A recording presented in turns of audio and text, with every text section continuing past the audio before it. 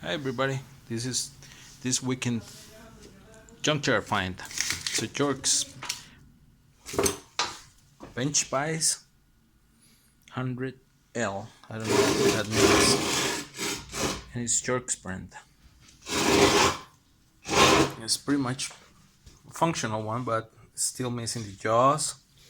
We have to build them up. So let's see what it comes to.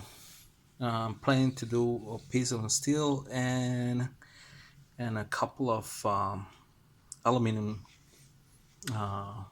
jaws. So I will have like a steel set and then another one made out of aluminum. So stick around, it's gonna be fun. So sorry again for the um, phone video, but sometimes you get what you have. Got to set them up cameras here, and well, still haven't the time to do it. So long. See ya.